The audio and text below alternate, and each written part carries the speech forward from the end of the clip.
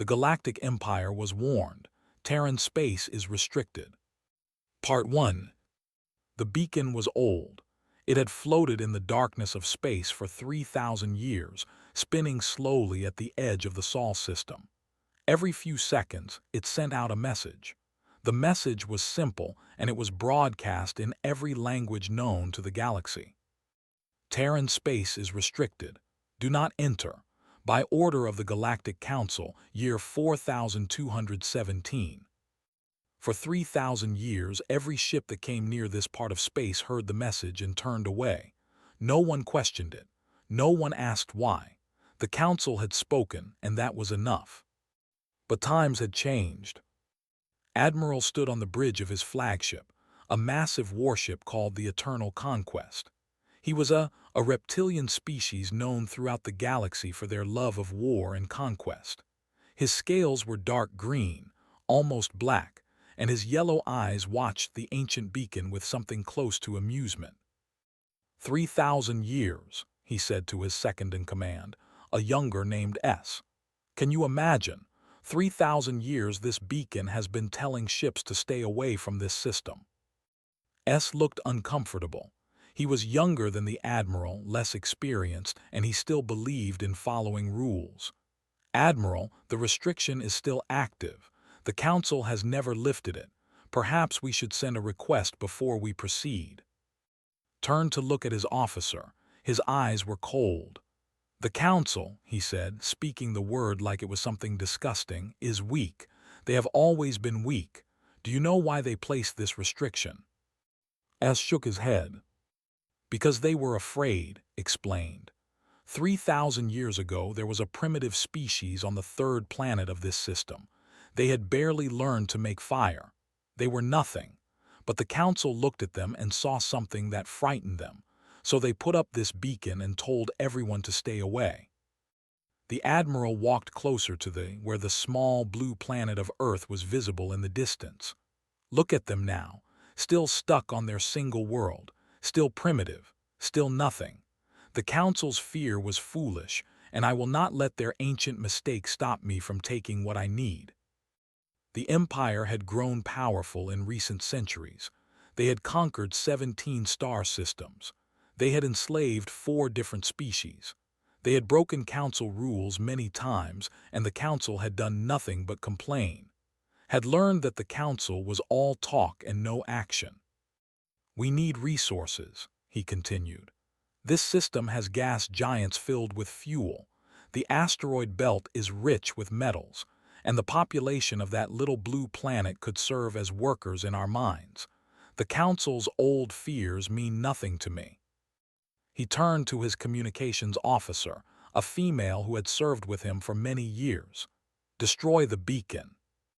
The officer hesitated for just a moment. Admiral, destroying a Council beacon is a serious violation.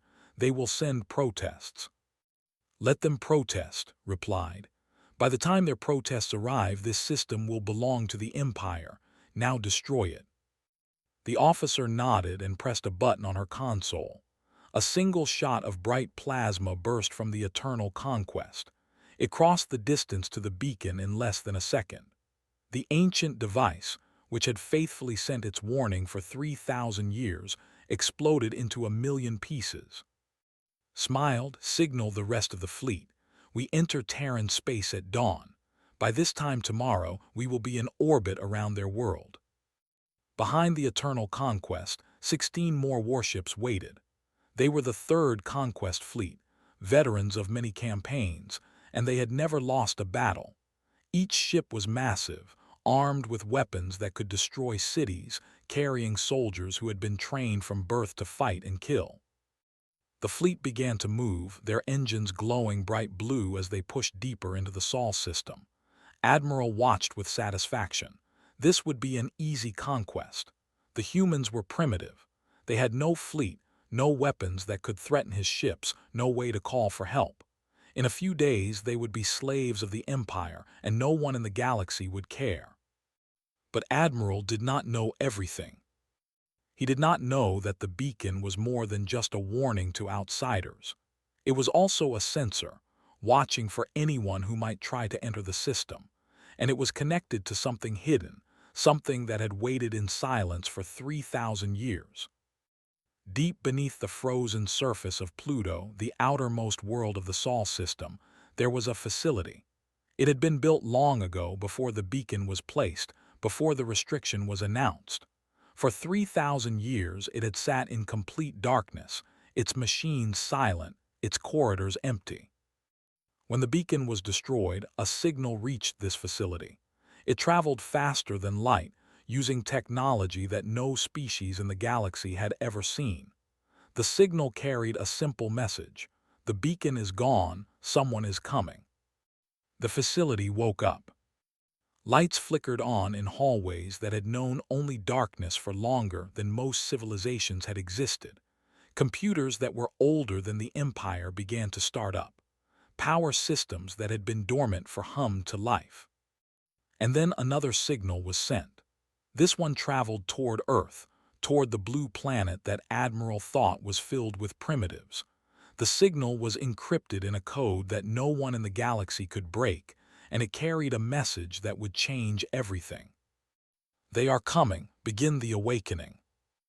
On Earth, in a command center buried deep beneath a mountain range, a light began to blink. A young officer noticed it first. She stared at it for a moment, not quite believing what she was seeing. Then she called her supervisor. The supervisor called his commander. The commander called the general. Within an hour, the leaders of Earth knew what the blinking light meant. The visitors had finally arrived. After 3,000 years of waiting, after 3,000 years of preparing, the moment had come. In cities around the world, soldiers were quietly called to duty. In hidden bases beneath oceans and inside mountains, crews began to prepare ships that the galaxy did not know existed. In laboratories that had worked in secret for generations, scientists made final checks on weapons that had never been tested in real combat. The humans did not panic. They did not run. They had known this day would come. The Watchers, the mysterious beings who had given them the gift of time, had told them to be ready, and they were ready. Admiral flew toward Earth, confident in his power, certain of his victory. He did not know that he was not the hunter in this situation. He was the prey, and the trap was already closing around him. The Galactic Empire was warned. Terran space is restricted. Part 2. Commander Lisa Monroe stood in the heart of humanity's greatest secret. The command center was buried 2 miles beneath the Rocky Mountains, hidden from any sensor that might scan the planet from space. It was a massive room filled with screens, computers, and officers who worked with quiet efficiency. Lisa was 42 years old, with dark hair and calm brown eyes. She had spent her entire life training for this moment. So had her mother before her, and her grandmother before that. For 3,000 years, the Monroe family had served in the United Terran Defense Force, passing down knowledge and duty from one generation to the next. Now finally, that duty had a purpose. "Confirmation received," said Captain Daniel Perry from his station nearby. He was a tall man with gray hair and steady hands. "The outer beacon has been destroyed. We are tracking 17 capital ships entering the system. They match the profile of Empire vessels." Lisa nodded slowly. Thus she had studied them, as every officer in the UTDF had studied every known species in the galaxy. They were conquerors, slavers, and they believed themselves to be unstoppable. They had never faced an enemy they could not defeat. That was about to change. "Wake the Council of Nations," she ordered. Her voice was calm, showing no fear, "and activate the Sentinel network." The Council of Nations was the governing body of Earth, a group of leaders from every country who had worked together for centuries to prepare for this day. They needed to know that the waiting was over. The Sentinel network was something else entirely. Across the solar system, in places that looked empty and dead, things began to wake up. On Mars, the great volcano Olympus Mons had always seemed like just another mountain. But now, massive doors hidden in its sides began to open, revealing hangars filled with ships. On Europa, one of Jupiter's moons, structures rose from beneath the ice, breaking through the frozen surface. In the asteroid belt, rocks that had floated peacefully for thousands of years began to move, because they were not really rocks at all. Admiral noticed none of this. His sensors, which he believed were the best in the galaxy, showed him nothing unusual. They detected only primitive radio signals coming from the third planet, the kind of signals a young civilization might produce. He smiled as his fleet passed the orbit of Neptune, the outermost planet.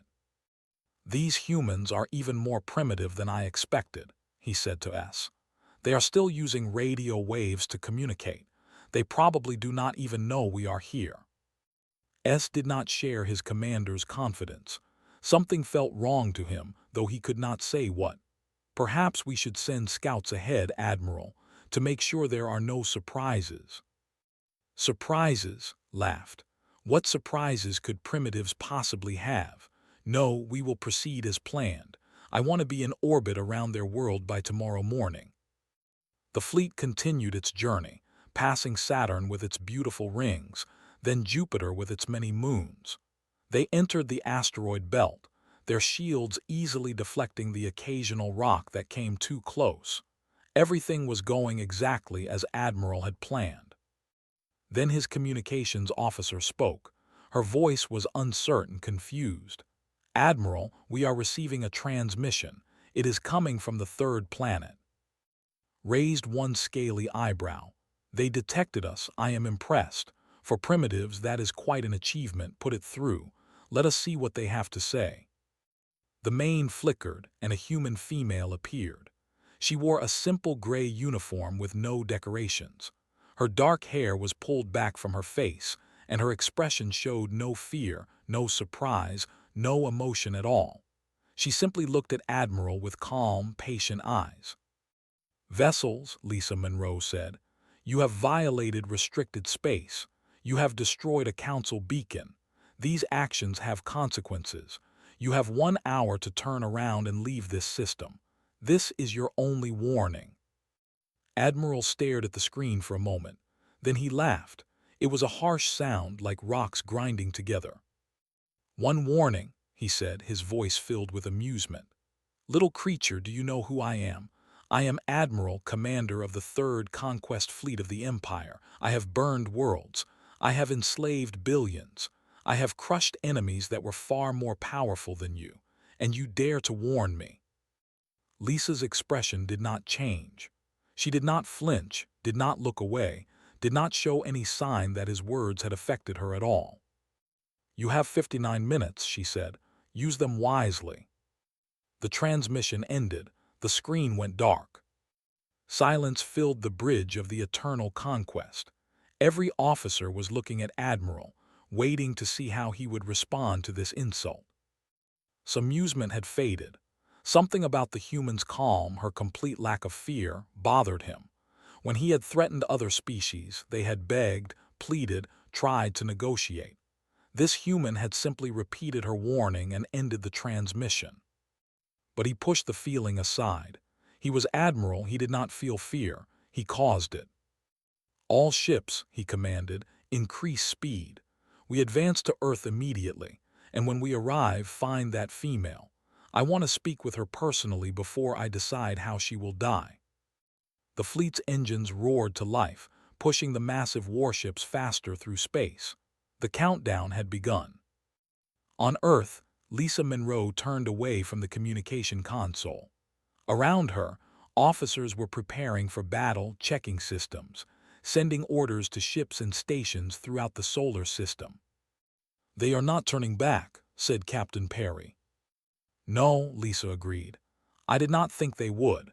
They are too proud to retreat, especially from a species they consider primitive." She walked to the main tactical display, a three-dimensional map of the solar system that showed every ship, every station, every weapon at humanity's command. There were thousands of icons on the display, far more than the 17 vessels that were flying toward them. They have no idea what they are walking into, Perry said quietly. Lisa shook her head. No, they do not, and by the time they understand, it will be too late. She pressed a button on the console. All stations, all vessels, this is Commander Monroe. We have contact with hostile forces. They have been warned and have refused to withdraw. Prepare for combat operations. This is not a drill. Repeat, this is not a drill. Across the solar system, humanity answered. Ships that had waited in hiding for 3,000 years began to power up their weapons. Soldiers who had trained their whole lives for this moment took their positions. The greatest military force the galaxy had ever seen was waking up. An admiral was flying straight toward it. The hour passed quickly. The fleet did not slow down, did not turn back, did not show any sign of concern.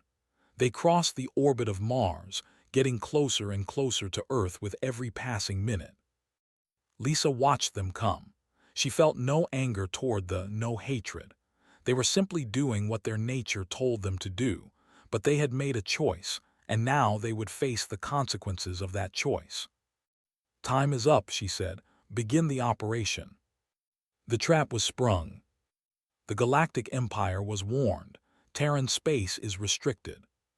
Part 3. The fleet flew in perfect formation as it crossed the orbit of Mars. Admiral had arranged his ships in what was called the conquest pattern, a battle formation that had served the Empire well for centuries. The largest ships were in the center, protected by smaller vessels on all sides. Their weapons were charged, their shields were at full power, and every soldier was ready for battle.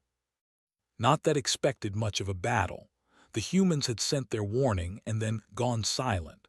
They had probably realized how foolish their threat had been. Perhaps they were now preparing to surrender, hoping that cooperation would earn them mercy. They would receive no mercy. Had decided that the female who had dared to warn him would be made an example. The rest of her species would learn what happened to those who showed disrespect to the Empire. Admiral, said S., his voice strange. I am seeing something unusual on my sensors. Turned to look at his second-in-command. What kind of unusual? The asteroids, sir. The ones we passed through earlier, they are moving. Asteroids always move, said dismissively. That is what asteroids do. They float through space. Not like this, Admiral. S transferred the sensor data to the main. Look at the pattern. They are moving together like a group, like they are being controlled. Stared at the screen. S was right. The asteroids behind them were not drifting randomly as asteroids should. They were forming a pattern, a shape. It looked almost like a net, spreading out to surround the area the fleet had just passed through. Before it could respond, the universe seemed to tear itself apart. All around the fleet, in every direction, space itself rippled and shook. Then ships appeared. Not one or two ships, but hundreds of them, thousands of them. They came from nowhere, emerging from some kind of hiding that the sensors had not detected at all. They filled surrounding the fleet on all sides. The ships were beautiful in a terrible way. Their hulls were smooth and curved, colored in shades of gray and blue. They did not look like any vessels had ever seen. Strange weapons covered their surfaces, glowing with energy that his sensors could not identify. They moved with a grace that seemed impossible for objects so large. What is this? Demanded. His voice had lost some of its confidence. Where did they come from? His tactical officer's claws were shaking as she worked her console. Admiral, I am counting over 3,000 vessels, and more are still appearing. Our sensors did not detect them at all. It is like they were invisible. From the direction of Mars, something even larger was rising. It was a space station, but unlike any station had ever seen. It was bigger than his entire fleet combined, covered with weapons that made his ship's plasma cannons look like children's toys. The station was aiming something at the fleet, something that made every alarm on every ship start screaming.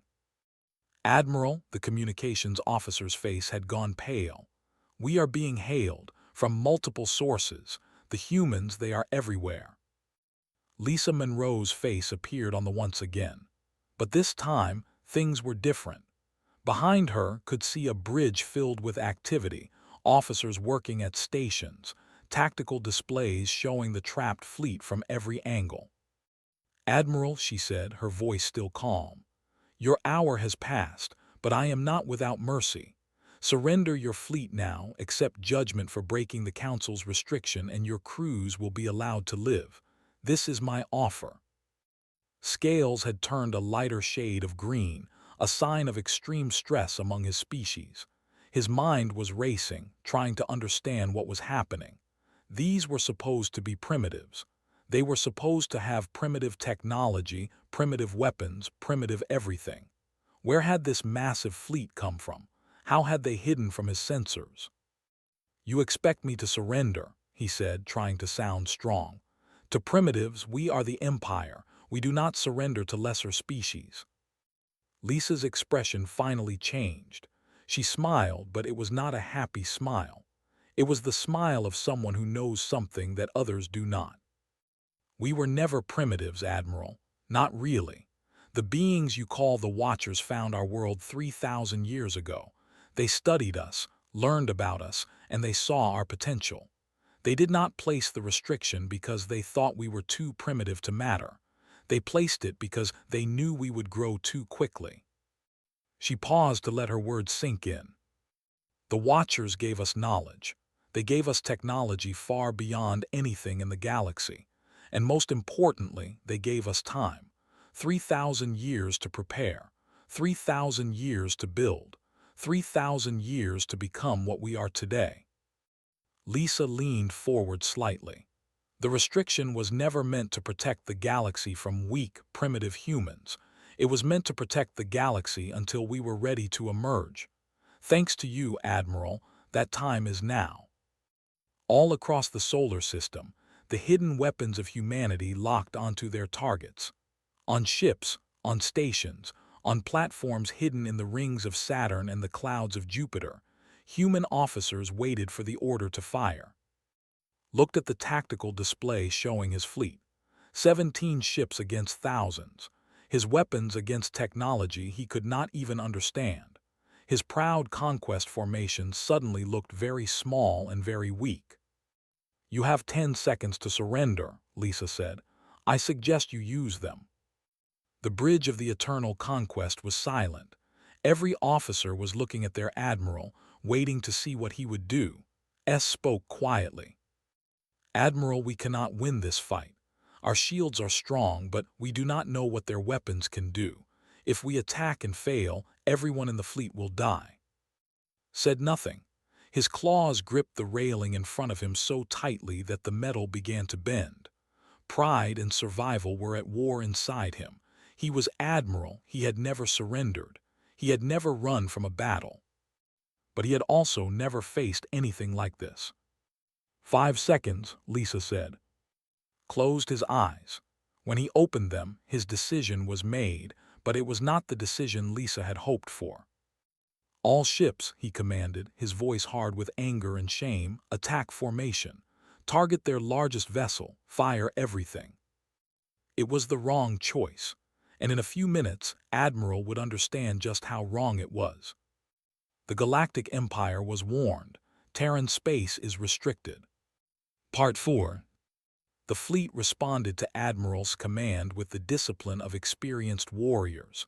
Every ship turned its weapons toward the massive Terran station rising from Mars. Plasma cannons charged to full power. Missile tubes opened, revealing hundreds of warheads ready to launch. They might be outmatched in numbers, but they would not go down without a fight. "All weapons fire," shouted. The darkness of space lit up with the fury of the attack. Bright blue plasma bolts streaked toward the station, each one carrying enough energy to melt through the hull of a battleship. Missiles launched by the dozens, their engines leaving trails of fire as they raced toward their target. For a moment, it looked like a wall of destruction was about to hit the human station. None of it reached its target. A shimmering barrier appeared around the station, like a bubble made of light. The plasma bolts hit this barrier and simply disappeared. their energy absorbed like water soaking into dry ground. The missiles reached the barrier and stopped in mid-flight, hanging motionless in space as if caught by an invisible hand. Then, one by one, the missiles turned around. They pointed back toward the fleet. "Impossible," whispered S. The missiles that they had fired were now flying back at them, joined by thousands more that launched from the Terran ships surrounding the fleet. The point defense systems tried to shoot them down, but there were too many, coming from too many directions. Explosions rocked the fleet. Ships that had survived dozens of battles were torn apart in seconds. Shields that had never failed before collapsed under the assault. And then the Terrans returned fire with their own weapons. From every hidden ship, from the stations on Europa and Mars, from platforms concealed in the rings of Saturn, humanity unleashed technology that they had spent 3,000 years perfecting. Beams of focused gravity cut through space, warping anything they touched. When these beams hit shields, the shields did not just fail.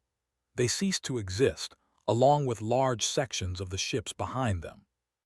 Projectiles too small to see moved at a fraction of the speed of light, hitting armor with the force of small nuclear bombs. Ships that had seemed invincible moments ago had holes punched straight through them, from one side to the other. Some Terran weapons did not even seem like weapons at all. One moment, a cruiser was intact and fighting. The next moment, its hull simply fell apart, the molecular bonds holding the metal together somehow broken. The ship did not explode. It just crumbled into dust. The Eternal Conquest shuddered as something hit it hard. Alarms screamed throughout the bridge. Damage reports flooded in from every section of the ship. Engine 3 was destroyed. Deck 7 was open to space. Over 200 crew members were dead. "Admiral, we have lost 6 ships," S shouted over the chaos. "Our weapons are doing nothing to them. Their defenses are too strong." Watched the tactical display in horror. His proud fleet was being destroyed, and there was nothing he could do to stop it. Red icons representing ships were disappearing one after another, replaced by the white markers that meant wreckage. The Terran ships had not even bothered to break formation. They were picking apart the Third Conquest fleet like it was target practice. This was not a battle, it was an execution. Another hit rocked the Eternal Conquest. The lights flickered and went out, replaced by dim emergency lighting. Smoke filled the bridge as fires broke out in multiple systems. "Retreat," ordered, his voice breaking. "All ships retreat to the outer system. We must reach the jump point." The surviving vessels tried to turn and run. Their engines strained at maximum power, pushing them away from the killing field as fast as they could go. But the asteroids that had moved earlier now served their true purpose. They had positioned themselves at every jump point, the specific locations where ships could safely enter faster than light travel. Every escape route was blocked. "They were trapped." "Admiral," the communications officer said. Her voice was hollow, defeated. "The humans are hailing us again." Did not want to see that human female's face again, but he had no choice. He needed to buy time, to think of something, anything, that might save what was left of his fleet. "Put her through," he said. Lisa Monroe appeared on the damaged. Behind her, her bridge was calm and organized. No alarms, no fires, no panic. She looked at with something that might have been pity. "7 of your ships remain," she said. "Your flagship is badly damaged. Your weapons cannot harm us. Your engines cannot outrun us. Every escape route is blocked. Surrender now, Admiral, and I will keep my promise. Your surviving crews will live." Scales had gone so pale they were almost white. In all his years of conquest, in all his battles and victories, he had never known true fear. He knew it now. It filled his chest and made it hard to breathe. "Why?" he asked. His voice was barely above a whisper. "Why did you hide for so long? With this power, you could have conquered the entire galaxy by now. You could have built an empire greater than any that has ever existed." Lisa considered the question carefully before answering. Because conquest is easy, Admiral. The Watchers taught us that. Any species with enough weapons can conquer, but building something better, something that lasts, that is hard. We spent 3,000 years preparing not just weapons and ships, but a society that could use them wisely. We did not want to become conquerors. We did not want to become like you. She paused. But we also knew that someday someone would come. Someone would ignore the warning. Someone would think they could enslave us or destroy us or use us.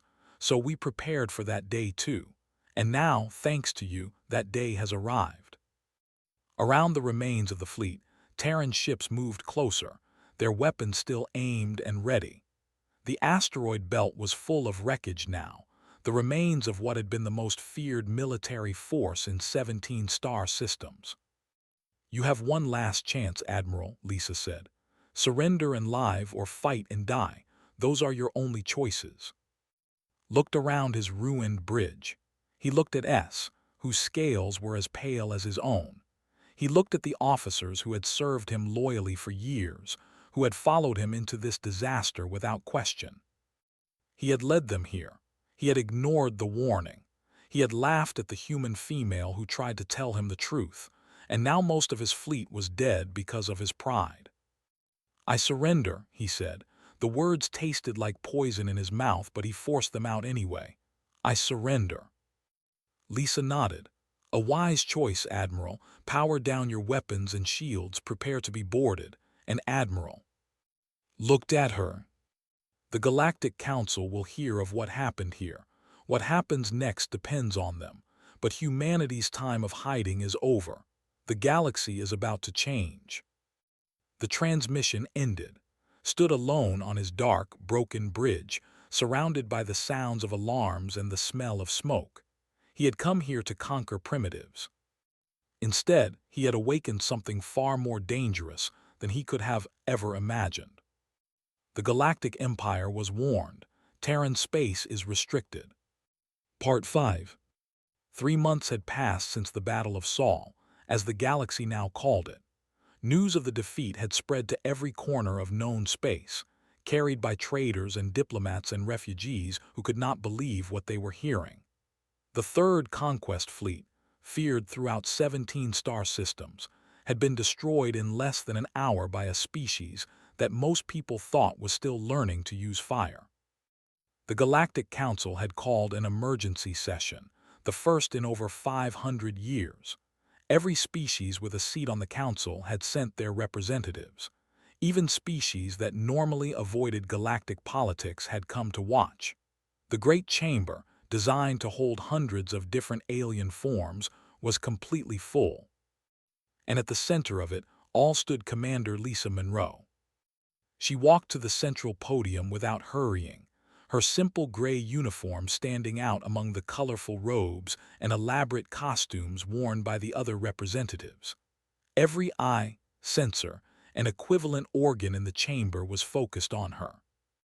3,000 years ago, she began, her voice carrying clearly through the vast space, the beings you call the Watchers discovered our world. They found a young species, divided into tribes and nations, often at war with ourselves. We had great potential, they said, but we also had great capacity for destruction. She paused, looking around the chamber at the faces of 100 different species. The Watchers gave us a choice. They could have destroyed us, as many of you recommended at the time. Our violence worried you. Our rapid advancement frightened you. Some of you thought it would be safer to eliminate us before we became a problem. Several representatives shifted uncomfortably in their seats. Others suggested uplifting us, controlling our development, making us dependent on your technology and your rules. That approach had been used on other young species.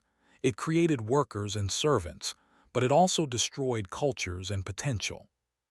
Lisa shook her head. The Watchers chose a different path.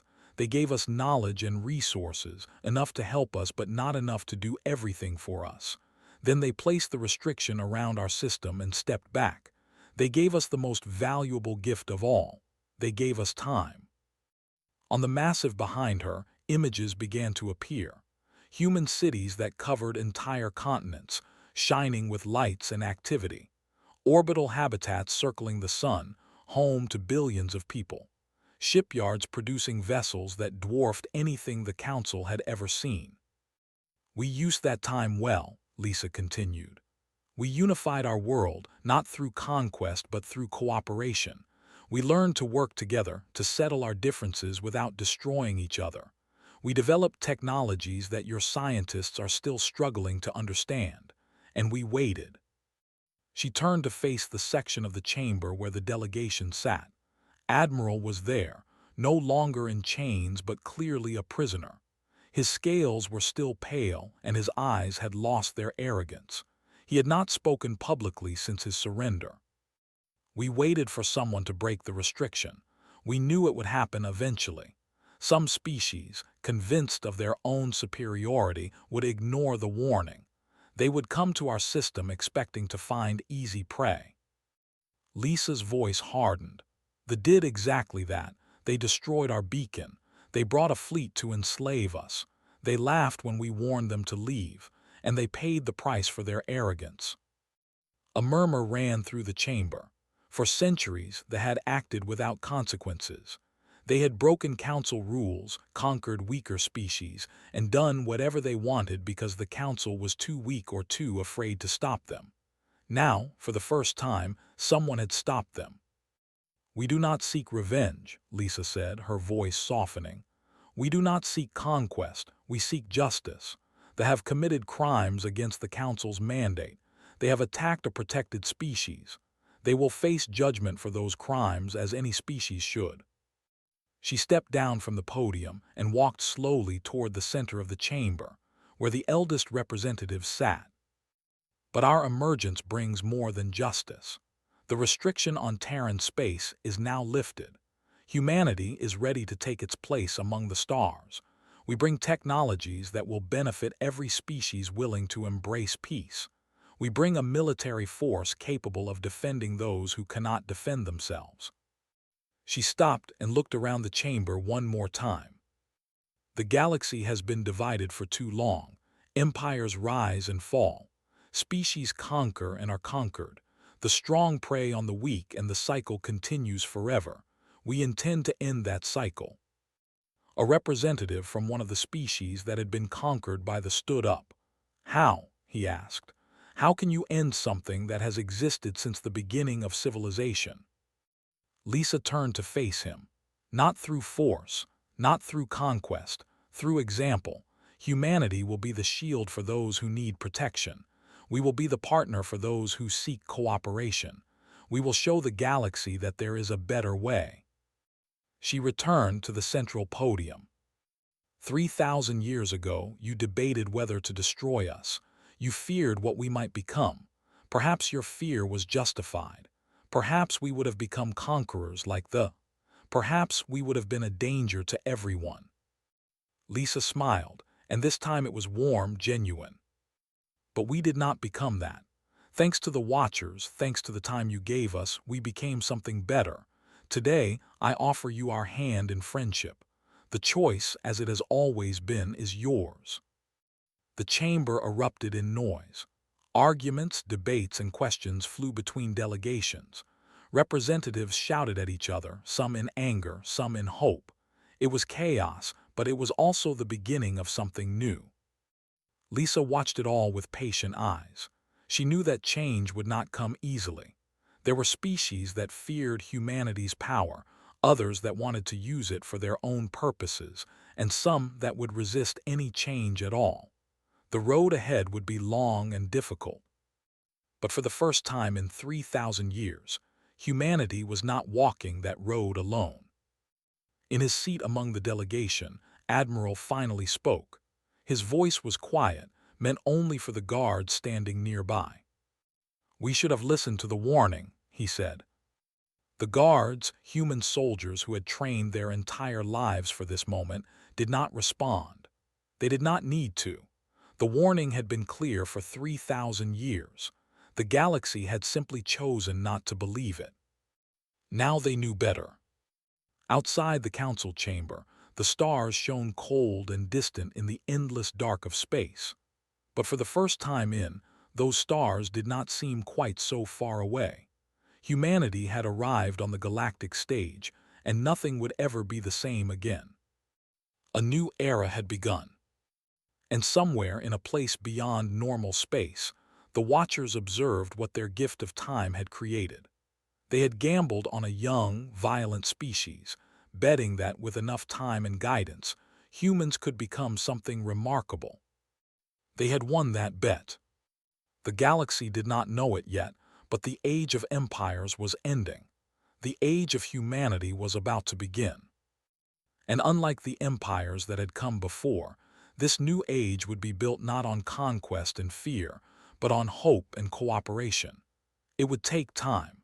It would take patience. It would take all the wisdom that humanity had gained in 3,000 years of preparation. But if there was one thing humans were good at, it was working toward a better future. The stars were waiting, and humanity was finally ready to reach for them.